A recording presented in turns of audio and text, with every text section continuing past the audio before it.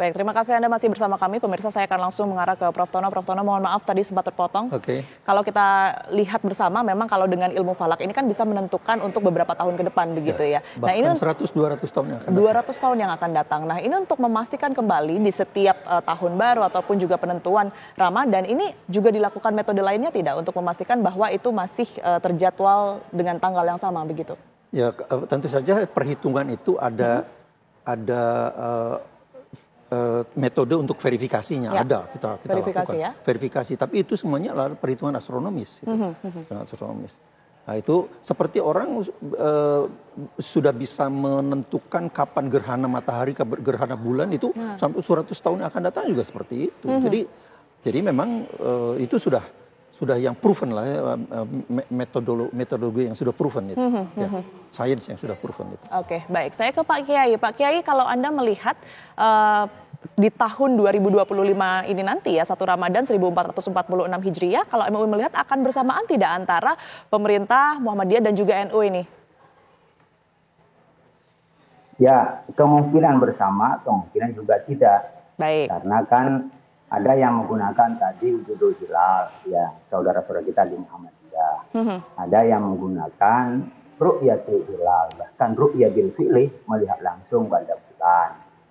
Nah, kalau yang menggunakan hisab dengan wujudul hilal, adanya bulan, ya dengan tadi konjungsi, kemudian sudah ada bulannya, maka itu sudah bisa masuk pada tanggal 1 bulan Ramadan atau tanggal 1 bulan baru di tahun Hijriah. Tapi kalau menggunakan ru'ya bil fi'li atau imkan ru'ya, kemungkinan bisa dilihat. Jadi hisab tidak dipakai untuk menentukan awal peribadahan, tapi dipakai sebagai sarana indikasi untuk melihat bulan. Seperti halnya dilakukan oleh Mabim, yaitu kementerian-kementerian di Asia Tenggara ini, sebagian seperti halnya di Malaysia, Singapura, Brunei, dan Indonesia. Imkan ru'ya itu bisa terjadi atau kemungkinan terjadi kelihatan bulan itu kalau derajatnya di atas 3, kemudian elongasinya di atas 6,4. Sementara yang bisa masuk pada kriteria ini hanya di Aceh. Di Jawa Timur itu masih 3 derajat, elongasinya 5,9. Sehingga hampir bisa dipastikan kalau mengikuti kriteria ini tidak bisa dilihat gitu ya. Oleh karena itu pada sore hari ini kita berharap Aceh itu cerah, sehingga di Aceh bisa melihat kita. Inilah mungkin perbedaan yang harus kita pahami bersama ketika ada sebagian saudara kita menggunakan hisab, yakin dengan itu, ya monggo. Ini kan bagian khilafiyah yang sifatnya furu'iyah, nggak usah dipertajam, artinya bagian dari keilmuan saja. Ada yang menggunakan ini tauqifi, given, karena Nabi mengatakan fa in ghamma 'alaikum faqdirul iddata atau faqdurula. Kalau ternyata tak bisa dilihat bulan oleh mata kita, maka sempurnakan 30. Sehingga ada yang punya keyakinan penentuan awal ibadah di dalam berpuasa atau awal kita lebaran itu bukan semata-mata hitungan hisab, tetapi memang harus terlihat. Dan terlihat itu oleh ilmu hisab itu ditentukan, diperkirakan sebagai keputusan Mabit itu di 3 derajat. Nah, perbedaan metode ini kita jadikan sebagai rahmat bagi kita, laksanakan sesuai dengan keyakinan kita. Oleh karena itu kalau nanti di Aceh tidak terlihat, kemudian di Indonesia tidak terlihat, ya terpaksa ada yang berpuasa hari Minggu karena menyempurnakan yang 30 hari di bulan Sya'bannya. Ini kan sekarang 29. Kalau terlihat ya cukup 29. Tapi kalau ternyata tidak terlihat, ya kita sempurnakan di bulan Sya'ban ini 30 hari. Karena bulan Hijriah itu paling banyak 30, berarti kalau tidak 29 hari. Jadi kemungkinan berbeda ada. Tapi kemungkinan bersama insya Allah kalau nanti terlihat bulan. Baik, Pak Kiai, tapi menurut syariat Islam ya, ini adakah syarat-syarat tertentu begitu yang kemudian ini diberlakukan untuk penentuan dari metode pemantauan hilal itu sendiri? Misalnya berapa minimal titik yang kemudian ini sebagai penentu bahwa hilal itu sudah terlihat begitu, ataupun juga pertimbangan berapa saksi yang melihat bahwa hilal tersebut sudah terlihat. Ini seperti apa, Pak Kiai? Kalau di dalam syariat Islam, sebagaimana terjadi di zaman Rasulullah SAW, ada seorang melapor sahabat kepada Rasul, saya melihat bulan, Rasul benar, iya, coba sumpah. Jadi percaya dengan orang itu, Nabi mengumumkan bahwa itu sudah dimulai dengan puasa.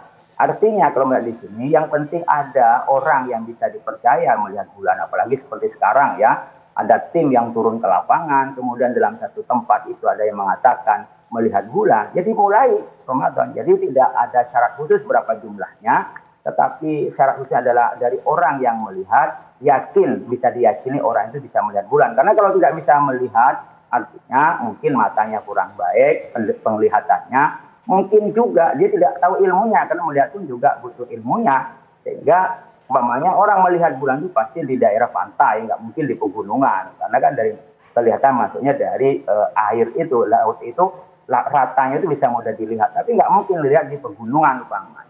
Nah, dengan kerangka-kerangka keilmuan seperti ini, maka persaksian orang yang dapat dipercaya oleh pemerintah sudah bisa diumumkan bagian dari awalnya Ramadan. Dan kita masih wilayah Indonesia atau wilayah masih sama dengan kita. Sebenarnya Indonesia, Malaysia tidak terbatas dengan negara. Sebagian ahli fikih, para ulama itu membatasinya hanya perbedaan malam dan siang, bukan perbedaan wilayah negara batasnya.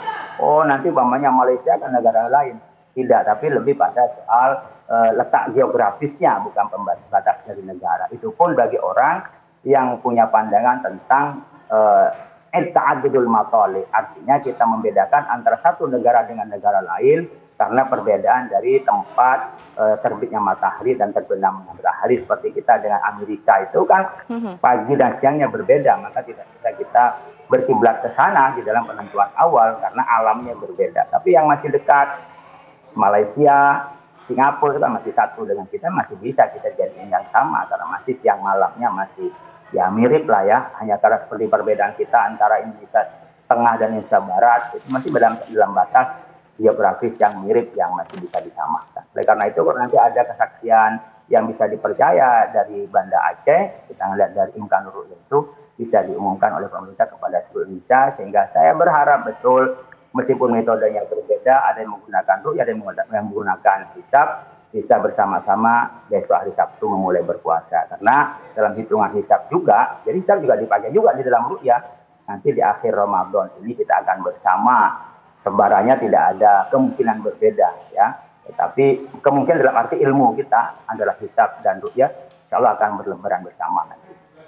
Baik, saya ke Prof. Tono. Tadi menarik ketika disinggung berkaitan negara-negara lain begitu ya Prof. ya. Nah, kalau kita berbicara mengenai negara-negara tetangga, kalau di Eropa kan ini jelas untuk waktunya sendiri sudah berbeda begitu. Betul, ya. Kalau negara-negara di selain Indonesia begitu ya, Malaysia, Singapura atau mereka yang masih ada di Asia Tenggara ini sebagian besar menggunakan metode falakah atau seperti apa? Sepengetahuan Prof. Ya mix lah itu, ada yang pakai perhitungan hisab, ada yang ru'yatul hilal. Jadi memang itu itu sama-sama lah, sama seperti Indonesia ya, begitu ya. Iya, nah, kemudian untuk yang pertanyaan yang sebelumnya, ini apa yang kemudian ini membedakan atau menjadi penyebab bahwa perhitungan hilal ini kerap kali berbeda begitu Prof dengan perhitungan ilmu falak? Ya, jadi persoalannya itu gini, kalau berbeda tadi seperti yang Kiai Nafis itu kan bahwa beda harinya karena malamnya di sini, siangnya di sana, itu di sini siang, di sana malam, oke. Gitunya sampai di sini bisa dipahami. Tapi persoalannya adalah kalau sampai nanti pemerintah Indonesia memutuskan hari Ahad, hari Minggu, Amerika itu hari Sabtu. Amerika itu hari Sabtu.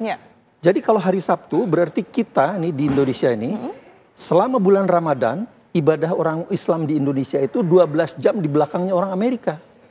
Nah, ini kan aneh. Seharusnya kita 12 jam di depan mereka. Di depan. Ya. Karena kita di timur kan gitu. Ini persoalannya. Jadi ini bukan semata-mata cuma ya nggak apa-apa beda karena beda negara satu siang satu malam. Iya, tapi jadi anehnya adalah ketika di Amerika hari Sabtu dimulai, berarti Sabtu nanti malam mereka sudah mulai nanti malam. Berarti di sana kan masih Kamis malam kan. Betul. Ya. Nanti Jumat malam di Amerika Jumat malam mereka sudah mulai tarawih. Sementara kita baru tarawihnya Selasa malam, Sabtu malam. Ini. Jadi kok malah kita jadi 12 jam di belakang mereka. Kalau kita tarawihnya hari Sabtu, Itu kan berarti salat isanya juga hari Sabtu, isanya itu terlambat 12 jam di mereka. Subuhnya juga begitu. Nanti duhurnya begitu. Terus semua ibadahnya selama bulan Ramadan, orang Indonesia akan terlambat 12 jam dibandingkan dengan Amerika.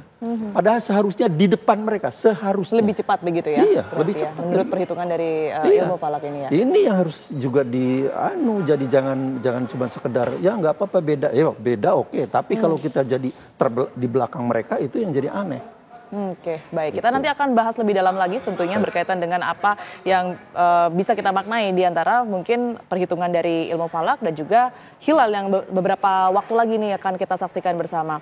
Dan pemirsa, wilayah paling timur Indonesia atau Merauke, Papua juga menggelar Ruhyatul Hilal. Kita akan bergabung ya untuk melihat seperti apa persiapan di sana dengan reporter kami di Merauke, Nasrun. Selamat sore Nasrun, seperti apa kemudian ini jalannya pemantauan hilal di Merauke? Selamat sore Mbak Tiara.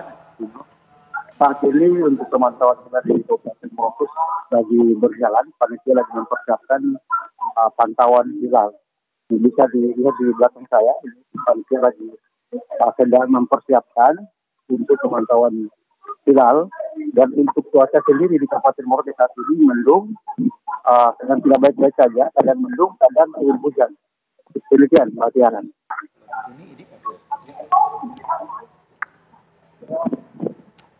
Baik, untuk saat ini cuaca di sana seperti apa, Nasrun? Cuaca pada saat ini lagi mendung, Mbak Tiara. Lagi suasananya mendung, tadi sempat turun hujan dan sekarang masih mendung sekali. Kayaknya akan turun hujan. Demikian, Mbak. Baik, sejauh ini ada berapa titik yang kemudian dilakukan pemantauan di sana? Apakah kemudian ini selain Kemenak juga ada pemantauan hilal lain yang diberlakukan di sana, Nasrun? Untuk di Merauke sendiri hanya ada satu titik, yaitu di lokasi tepatnya di Pantai Lampu 1 di Merauke. Tidak ada lagi titik-titik yang lain untuk di Papua Selatan. Demikian. Baik. Pada pukul berapa nanti akan dilangsungkan pengumuman dari hasil pemantauan hilal tersebut, Nasrun? Rencananya pada sekitar pukul 18.00 akan diumumkan setelah tim panitia memantau kemunculan hilal. Sejauh ini Nasrun, dari yang Anda lihat, mungkin Anda dengar, seperti apa kemudian informasi di lapangan berkaitan mungkin kendala ya yang barangkali dihadapi oleh tim di sana dalam pemantauan hilal hari ini? Untuk sementara tidak ada kendala lain selain kendala cuaca, karena pada saat ini memang cuaca di Kabupaten Merauke lagi mau turun hujan. Baik, adakah antisipasi lain yang mungkin dipersiapkan oleh tim jikalau nanti hingga pada pukul 18 waktu Indonesia Timur ini masih belum terlihat hilalnya ataupun juga suasana di sana masih mendung? Seperti itu, Nasrun? Untuk persiapan sendiri menurut informasi dari panitia, mereka akan koordinasi dengan tim pemantau hilal di Jakarta. Hasil pemantauan hilal dari Kabupaten Merauke mereka akan melaporkan. Entah itu nanti hilalnya sudah muncul ataupun mungkin mereka akan melakukan pelaporan. Demikian. Baik. Kemudian kalau dari pihak Kemenak sendiri ataupun juga perwakilan dari pemerintah, apakah juga turut hadir di lokasi Anda saat ini, Nasrun, untuk turut bersama-sama menanti bagaimana hasil pemantauan hilal pada sore hari ini? Selain masyarakat Merauke yang turut hadir memantau hilal, juga ada dari tim panitia, yaitu dari Kemenak Provinsi Papua Selatan, Kemenak Merauke, Kemenak Provinsi Papua, ada MUI Provinsi Papua Selatan, dan ada Muhammadiyah Provinsi Papua Selatan yang turut hadir dan juga menjadi tim pemantau hilal pada saat ini. Baik, Nasrun, terima kasih atas laporan Anda langsung dari Merauke. Tentu kita harapkan agar di sana cuacanya segera membaik begitu ya, karena tadi informasinya memang masih mendung, agar hilal ini bisa terpantau secara jelas di Merauke. Sekali lagi terima kasih, Nasrun.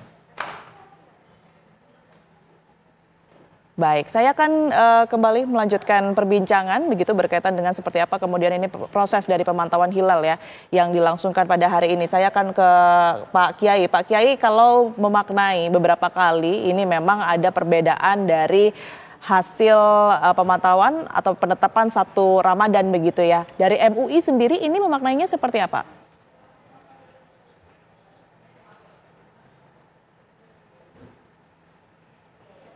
Baik, kita akan memperbaiki seperti apa kemudian ini sambungan antara Kiai Haji Khalil Nafis dengan kami. Tentu kita akan masih bahas begitu ya dengan Prof. Tono. Prof. Tono, kalau melihat secara keseluruhan, ini kan secara jelas sudah ditentukan untuk 200 tahun ke depan, tapi untuk kendalanya sendiri berkaitan dengan ilmu falak ini seperti apa, Prof?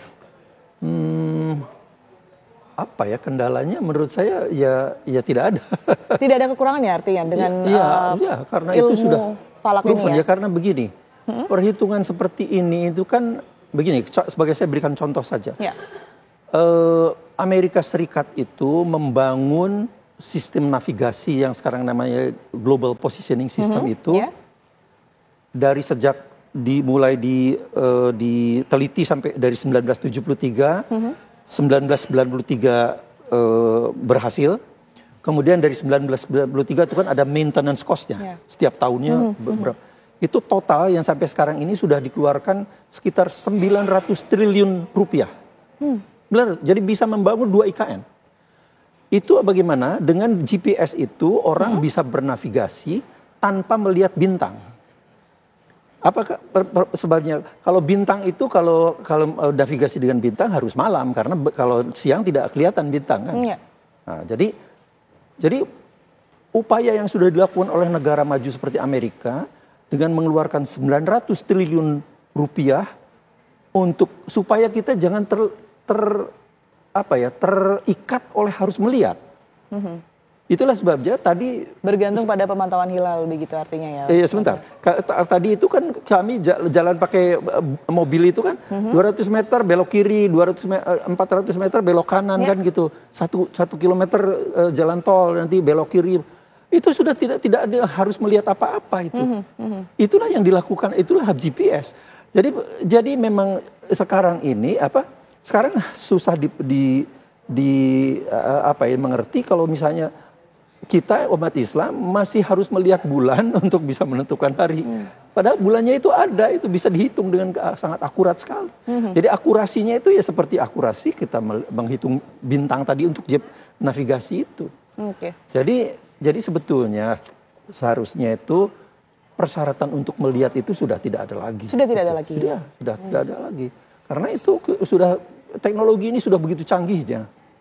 Jadi hilal dimanapun di detik berapapun bisa dihitung berapa ketebalannya, berapa posisinya di mana, berapa ketebalannya.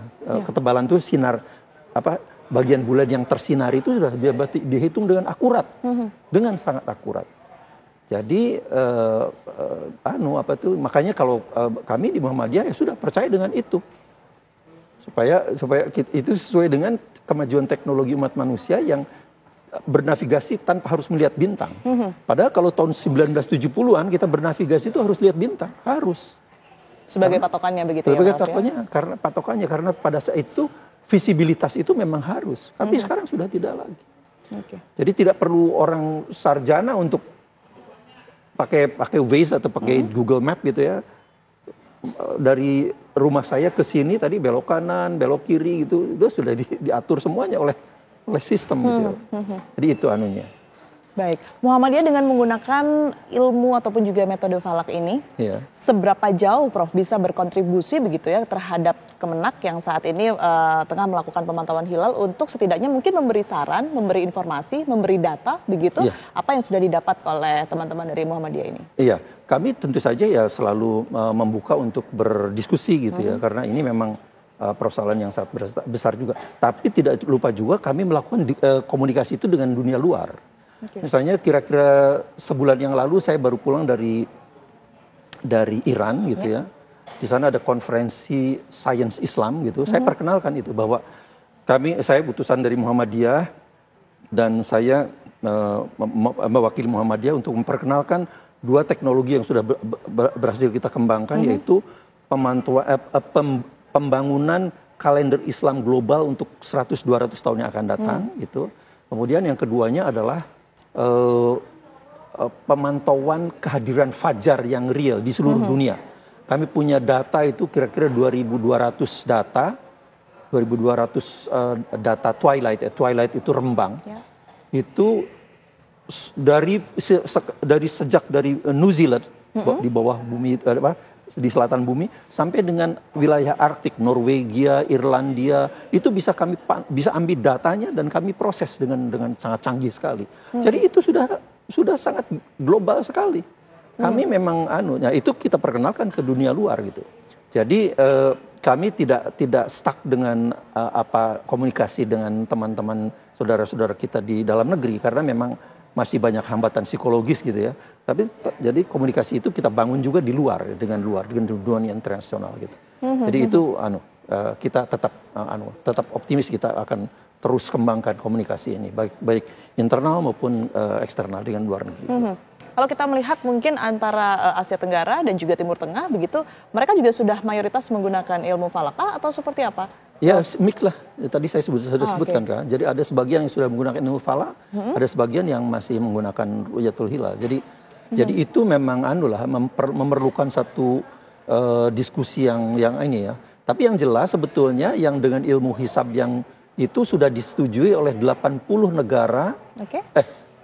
80 delegasi dari, saya lupa jumlah negaranya, tapi itu sudah disetujui pada 2016 di Turki sebetulnya. Di Turki, di Istanbul. Dan sebetulnya perwakilan dari Indonesia itu banyak juga, dari MUI ada, dari Nahdlatul Ulama ada, dari Muhammadiyah ada. Tapi lucunya memang sayangnya itu ketika kembali lagi ke Indonesia, yang Muhammadiyah sekarang terus gitu, tapi yang lainnya ini kok mundur lagi gitu, apa artinya padahal dulu ketika di Istanbul sudah setuju tapi sekarang kok malah ada metode-metode lain yang kemudian digunakan gitu ya, iya, Prof, jadi memang lah. Kalau kita berbicara mengenai tadi Prof sudah menyebutkan bahkan sudah ada 20 negara yang kemudian menggunakan, beberapa negara ini menggunakan mixed method seperti di Indonesia begitu ya. Ada yang melihat langsung hilal, ada kemudian yang menggunakan ilmu falak. Nah, acuannya Prof kalau kita berbicara mengenai Indonesia dengan negara-negara lain ini seperti apa? Mungkin standarnya? Acuan apanya ya? Acuan berkaitan dengan penggunaan ilmu falak tersebut untuk menentukan satu Ramadan misal atau satu Syawal. Karena kan kita melihat ada beberapa perbedaan waktu ya antara Indonesia dan juga negara lain. Oh itu sudah kalau kita melakukan perhitungan hisab itu ilmu falak itu ya kita sudah setelah kita lakukan perbedaan waktu itu sudah ada penyesuaian yang dilakukan. Sudah. Itu sudah inklusif gitu, diperhitungkan juga perbedaan waktu itu. Baik, kita akan lanjutkan Prof perbincangan kita berkaitan dengan hal ini. Tentunya kita akan ke informasi selanjutnya terlebih dahulu. Ini di bulan Ramadan, Masjid Istiqlal akan menggelar banyak kegiatan untuk meningkatkan kualitas ibadah. Dan berikut pemirsa keterangan dari Imam Masjid Besar Istiqlal, Nasaruddin Umar. Ramadan di Istiqlal ini nanti diharapkan akan menjadi contoh juga untuk pengembangan pembinaan masjid dan musala di Indonesia. Apa-apa yang dilakukan di Masjid Istiqlal ini, ya pertama biasa iftar. Kalau hari-hari biasa di sini paling sedikit 3.000 orang. Bayangkan jumlahnya itu bukan sedikit 3.000 orang.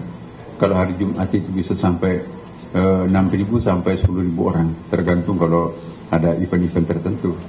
Nah, saya membayangkan nanti ini Istiqlal akan diserbu jamaah karena banyak sekali event-event yang menarik yang kita akan tampilkan. Antara lain nanti ada yang disebut dengan Kampung Ramadan Internasional. Apa yang dimaksud Kampung Ramadan Internasional? Kami kemarin mengundang para duta besar datang ke Masjid Istiqlal. Alhamdulillah lebih dari 30 duta besar yang akan datang. Kita launch di sini dan kita nanti siapkan booth-booth mereka. Jadi tidak perlu misalnya mendapatkan informasi yang penting dari Qatar, dari Abu Dhabi, dari Saudi, Mesir, Jordan, kemudian yang tetangga kita ada Malaysia, ada Brunei, ada Singapura, ya ada termasuk non-Muslim juga, ada Cina, ada Amerika, ada Jerman, Amerika Latin, itu juga sangat appreciate untuk ikut berpartisipasi mengisi booth-booth yang kita siapkan di Istiqlal ini. dan otomatis juga akan menjadi hostnya, ya. Alhamdulillah. Kemudian juga sejumlah kementerian juga akan berpartisipasi menjadi host hari pertama, kedua, ketiga, sampai hari ke-31, hari ke-30 nanti, insya Allah itu juga banyak partisipasi dari swasta dan kementerian lembaga yang itu menjadi host di sini, ya. Dan di samping itu juga kita ada kegiatan tadarusan. Dan yang paling penting di sini adalah, saya kira nilai jualnya Istiqlal di Ramadan itu adalah 10 terakhir Ramadan ini, karena kita betul-betul membuka kesempatan kepada warga masyarakat kita itu, ya. Jadi biasanya 10 Ramadan terakhir itu bisa sampai 24 jam, ya Pak Gori. Tapi 1 sampai 20 belum sampai 24 jam. Jadi saya ingin tegaskan 24 jam itu adalah 10 terakhir Ramadan. Iktikaf di Ramadan ini banyak mancanegara datang. Jadi Anda bisa lihat hotel-hotel di sekitar Istiqlal ini penuh. Ada yang dari daerah, ada yang dari luar negeri juga. Kenapa? Karena wisata Ramadan yang paling indah itu di Indonesia itu. Nggak ada senjata berkeliaran, aman. Pokoknya wisata Ramadan yang paling istimewa itu Indonesia. Lengkap dengan berbagai macam programnya. Mall-mallnya itu tiba-tiba didandani dengan berbagai macam warna religi, ya kan. Pakai kerudung walaupun non-muslim. Kemudian lagu-lagu rohani Islam. Hotel-hotel didandani mirip masjid. Ya, kemudian juga restoran-restoran itu ditutupkan hitam. Tidak kita melihat ada orang merokok di ruang publik, di bus, di terminal. Ini yang tidak pernah ada pemandangan ini seperti ini di luar negeri. Jadi ini toleransinya di sini. Bahkan di perkantoran teman-teman kita non-muslim pun kadang-kadang ikut puasa juga. Kenapa? Karena solidarnya. Nah, di Istiqlal ini kita mencoba untuk memadukan semua yang berbeda ini. Jadi bagaimana supaya Istiqlal ini mampu menawarkan suatu peradaban baru, ya. Di sini ada pameran, di sini juga ada kemah-kemah yang di sekitar Istiqlal ini. Itu juga nanti akan menawarkan barang-barang yang murah meriah, tetapi itu semuanya dikelola di bawah IGF. Jadi Istiqlal Global Fund. Kemudian juga ada